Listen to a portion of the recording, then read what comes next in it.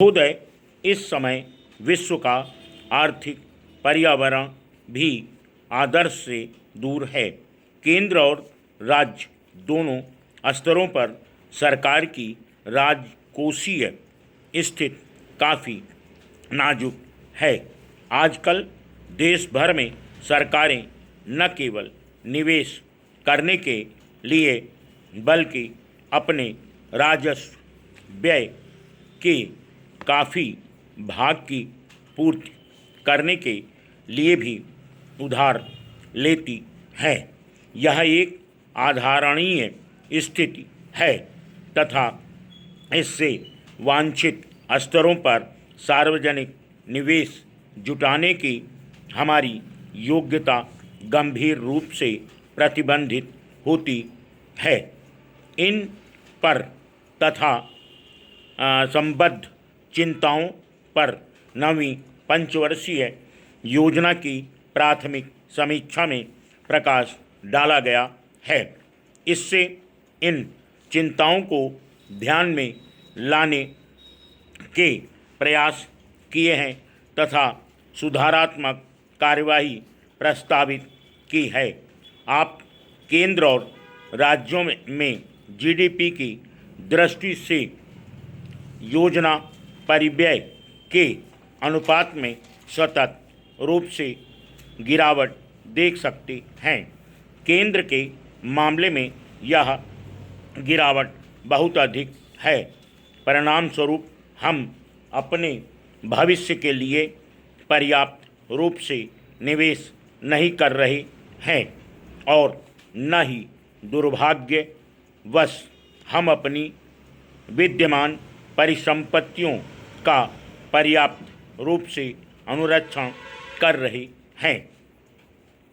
कृषि, व्यापार तथा उद्योग में बहुत से नियंत्रणों का बने रहना बुनियादी ढांचे में निजी निवेश का प्रवाह भी आशाओं से कम है और इससे भी अधिक महत्वपूर्ण यह है कि संस्थागत ढांचा और वितरण प्रणाली हमारे विकास की गति में बाधा डाल रहा है।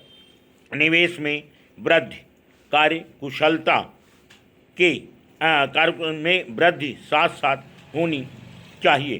क्षेत्रीय संरचना में निर्धारित विकास दर तथा परिवर्तनों के लिए निवेश दर में 30.32% तक की महत्वपूर्ण वृद्धि की ज़रूरत है। मैं इस बात पर बल देना चाहूँगा कि न तो विकास लक्ष्य और न ही कल्याण के सामाजिक संकेतों की प्राप्ति मात्र संसाधनों की मात्रा से प्राप्त की जा सकती है। कार्यकुशलता तथा कारगरता हमारी नीतियों और कार्यक्रमों की कसौटी होनी चाहिए। राज्यों के सरकारी खर्च की संरचना गिरावट दर्शाती है।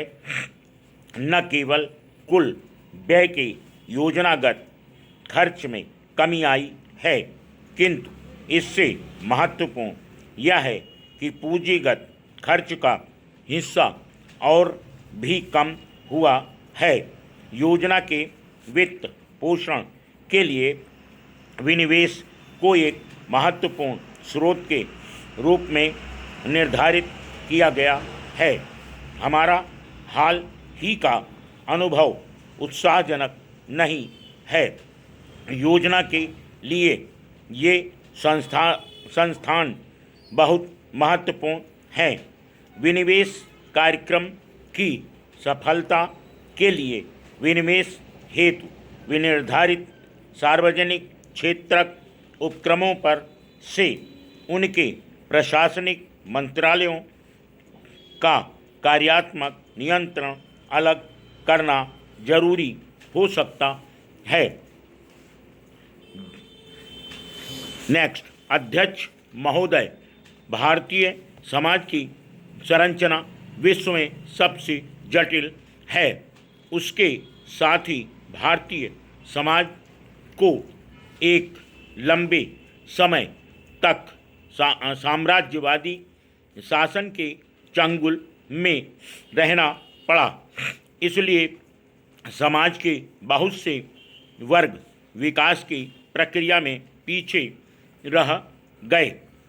इन वर्गों में अपनी स्थिति के प्रति उदासीनता की भावना गहरे तक व्याप्त हो गई। सामाजिक हलचल या देश से जुड़ी हुई घटनाएं और गतिविधियां इनके मन में कोई हिलोरे पैदा नहीं कर पाती थीं। इसलिए साम्राज्यवादी ताकतों का शिकंजा मजबूत बना रहा। भारतीय राष्ट्रीय आंदोलन के सूत्रधारों ने इस तथ्य को अच्छी तरह से समझ लिया कि भारतीय समाज के पिछड़ेपन और गुलामी के मूल में निहित है समाज के बहुसंख्यक समुदाय की उदासीनता। बहुसंख्यक समुदाय में विद्यमान जड़ता और उदासीनता को नष्ट करने के लिए राष्ट्रीय आंदोलन ने उन तमाम मान्यताओं और परंपराओं पर आक्रमण करना शुरू किया जो जड़ता और उदासीनता को मजबूत बनाती थीं। इस वास्तविकता को उन्होंने समाज के उदासीन वर्गों को समझाने की शुरुआत की। इससे जहां एक और सामाजिक एकीकरण की प्रक्रिया शुरू हुई, वहीं समाज के विभिन्न वर्गों में नई आशाओं और अपेक्षाओं का उदय हुआ। ये राष्ट्रीय आंदोलन के मुख्य धारा के हिस्से बने, जिसकी परिणत सार्वजनिक स्वतंत्रता में हुई। संयोग से जो राष्ट्रीय आंदोलन के कर्णधार थे, उनमें से लगभग अधिकांश आधुनिक भारत के संविधान निर्माता भी बने। चूँकि उन्हें भारतीय सामाजिक संरचना की जटिलताओं की गहरी समझ थी, इसलिए उन्होंने विकास प्रक्रिया में उपेक्षित वर्गों और समूहों की, जहां एक ओर कानून, समता और समानता का मौलिक अधिकार दिया, वहीं उनके लिए आगे बढ़ने हेतु विशेष प्रावधान किए।